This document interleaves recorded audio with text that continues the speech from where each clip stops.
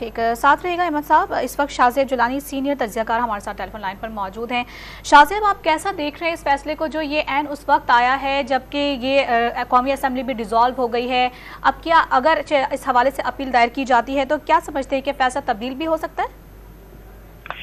دیکھیں، supreme court کا یہ جو 3 رکنی بینچ ہے،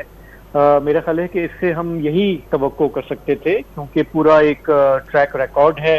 انفارچونیٹلی جس طرح سے ہماری سپریم کورٹ نے سیاسی جو بھی معاملات ہیں اس پہ چیف جسٹس صاحب نے یہی جو 3 رکنی ممبرز ہیں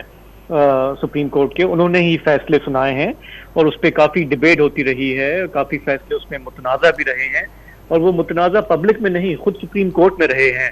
ہم جانتے ہیں کہ اس وقت ہماری جو سپریم کورٹ ہے وہ کافی پولرائز رہی ہے، ڈیوائیڈڈ رہی ہے۔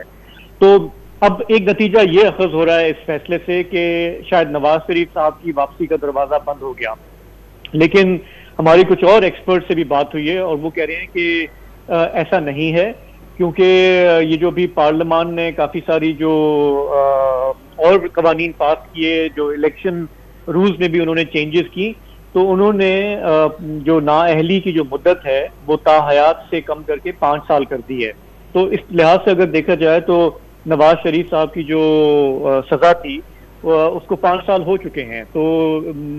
یہ بھی کہا جا سکتا ہے کہ وہ واپس ابھی بھی آ سکتے ہیں۔